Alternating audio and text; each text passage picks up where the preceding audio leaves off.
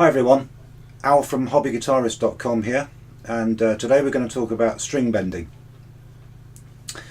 So let's start off with what is string bending, just so we're all on the same page here. I'm sure most people know what it actually is, but I'll just show you what I mean. So the idea of string bending is you literally bend the string, you push it like that, or you can pull it, and it does look like the string's bent. But what actually happens is it changes the tension on the string and the note changes. So if I do that again, you can hear the pitch changing as I push it, and that's really what's going on here. You're changing the pitch of the note to try and get more expressiveness. You can do a lot with it, as we'll see. Now onto terminology, you will see that there's many ways of referring to string bending. You know, how much you bend the string, what you're looking to achieve. But just some little examples I've explained in the text there. Frets, semitones, steps, etc. But if we want a 1 fret bend, let's start here. I'm playing an A minor, by the way, just, you know, because everyone does. Don't want to confuse it by playing a different key. So in A,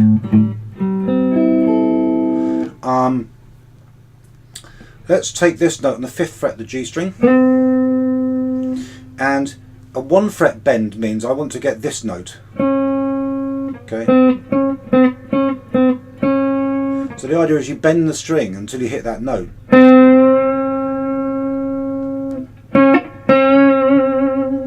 Okay. 2 frets, obviously, if I wanted to get to, say, this note on the 9th fret of the G string, but I'm here at the 7th, I'd bend like this.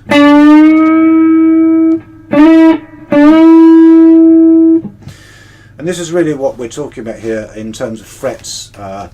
Semitone is 1 fret, a tone is 2 frets. You can get, actually, 3 fret bends.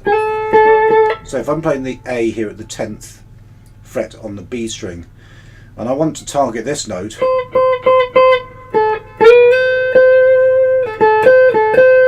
okay, on the 13th fret, that's a 3 fret bend. There's the A, 1, 2, 3. Okay, you can do this, but it's a real, you've got to put some real muscle into it. So that's about the terminology and string bending and so on. Now, on to my tips for string bending. First one's really important, right? So if you're looking to do a bend here, say 8th fret of the B string, and you want to get up to this note, 2 frets higher, 1 tone higher, 2 semitones, 1 tone. If you're playing in the A minor pentatonic shape, then you're probably playing that with your pinky, your 4th finger. And if you try and bend it with that, that's pretty hard work, because that finger isn't actually that strong. So I tend to use actually all 4 fingers for such a bend, just to give it some real control strength. You know, you probably find you'll need to do this with a 3rd finger as well.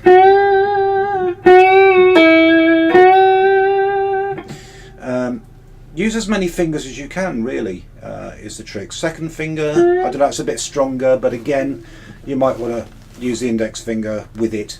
Where's the harm? You know, if I want to get that note, do it with my yeah, it's still quite hard work with the 2nd finger. So use as many fingers behind the one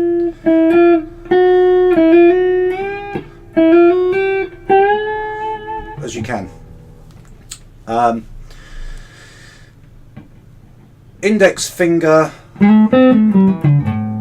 I quite often use my index finger actually, and I'll use it typically around here. I might do this, right, or I use it that way, and the index finger is very strong, obviously, so you can do that. Pushing, you do that as well, but I pull it down actually a lot, but You know, there's no right or wrong way of doing these things. Just try it out for yourself, see what works. I just find curling that index finger is really good. Okay, so now on to the next tip, which is really about practicing bends, and I've kind of shown you this already, but just bear this in mind when you're practicing bends. Different strings have different tensions. Always play the note you're targeting first, just so you can get used to the feel and the tension you need to put on the strings. Some examples of that, we've done this one, if I'm targeting that note, the E, on the 9th fret of the G string. Right, and I should be able to get close to that without listening to it.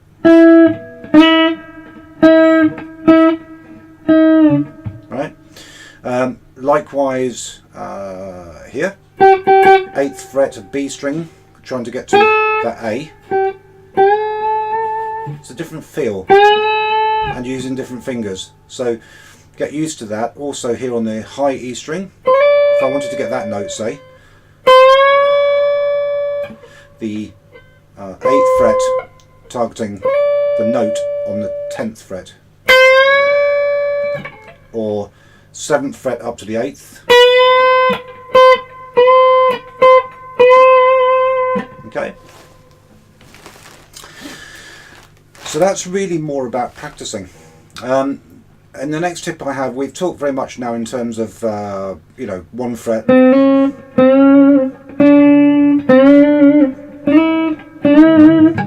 2 fret and 3 fret bends.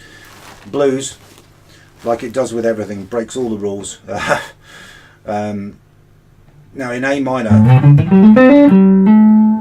you've got a note here, which is the C, minor third of the pentatonic scale. And what you'll often hear in blues is kind of, and you're not getting to that note,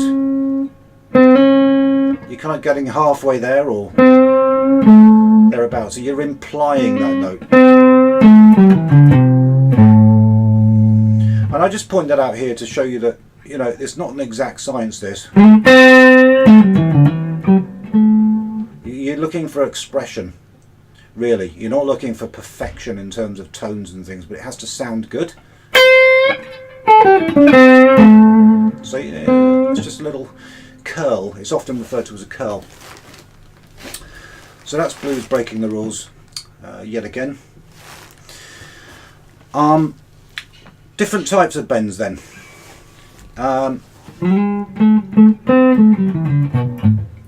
No, first vibrato. This is a good one. So if we take this bend here, which you'll use quite a lot in blues, vibrato. You don't want to just go. Maybe you do, but it, you know, sometimes that'll sound a bit dull. So vibrato here. If you just do vibrato on a standard string,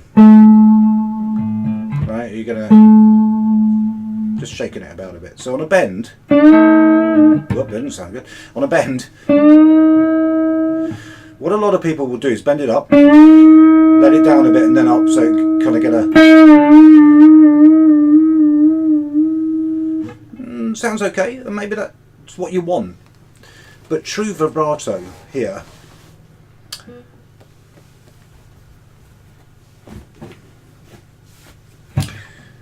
Really has to go around that note, so go up a bit and then down a bit.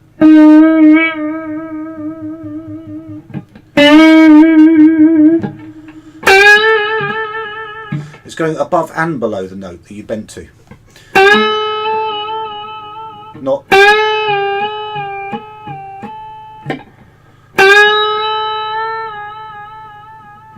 Sounds more in tune to my ear, but you know, there are occasions when you might want that other sound. So I'll just point out that one vibrato right now. Let's just have a quick look at the different types or different varieties, what you can do with these bends. So we've concentrated here a lot on kind of the bend up.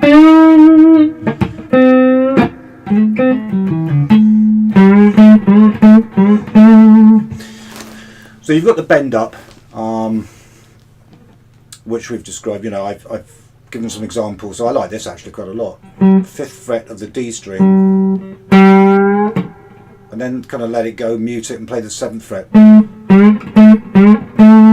Quite like that. Different speeds. So here I'm being quite aggressive with it, or I could go more of a soulful type sound, teasing the listener a bit more. You got pre-bend, which is the same kind of thing, but the idea is you're bending it up silently in order to get the sound. So you might want to go kind of.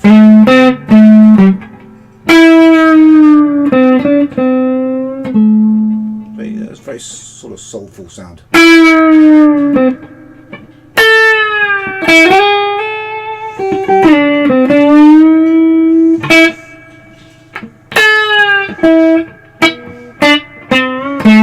You can kind of do that.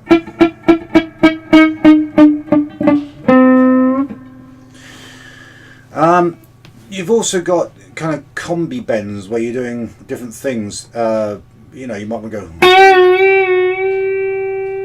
I'm using the same bend, but I'm just going up and down and up and down. That's the 7th fret of the B string, and I'm targeting that note on the 8th fret.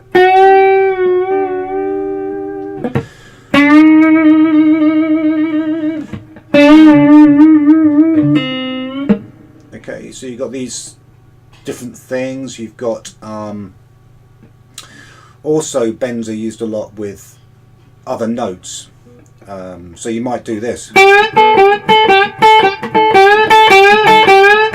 And there I'm bending up the 8th fret B string to get that sound, the 10th fret, which happens to be the same note as there, the 5th fret of the E string, thin E string. So I'm going. Where have we all heard that before? And that's pretty close to, you know, using other notes at the same time. So you might want to go. And there I'm bending up the 7th fret of the G string to get the sound of the 9th fret. And then I'm putting my pinky down on the 8th fret of the B string afterwards. So I'm getting.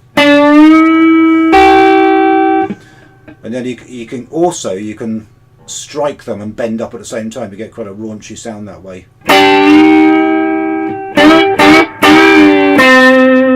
Down to the 5th fret on the G string, you know. You hear that kind of stuff a lot. Santana's always a great one as well for bending notes to the same thing. So again with that 7th fret of the G string, bending up to the 9th. Same note here on the 5th fret of the B string. So you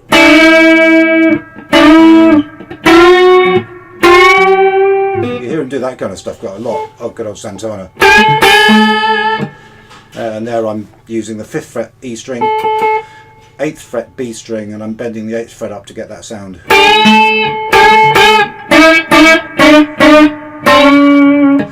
So you get that kind of sound as well. You can do anything you like with these bends, you know, you can kind of just.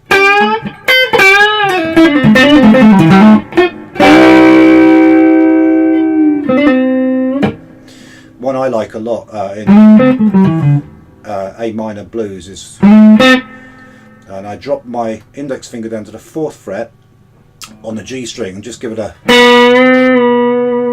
got a mournful sound. And you could just experiment with these things.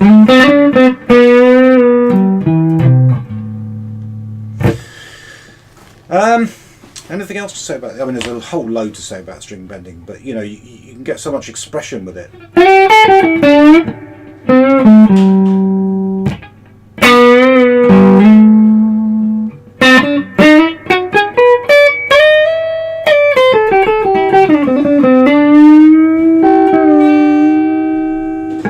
Or this one.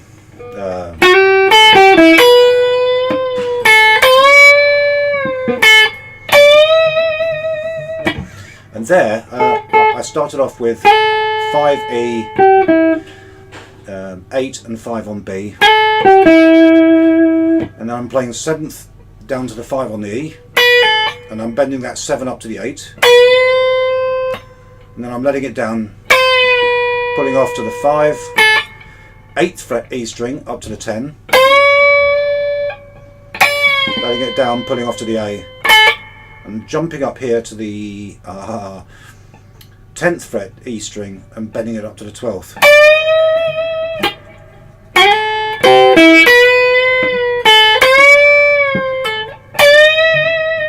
So you start to see how you can get this real expressiveness into it.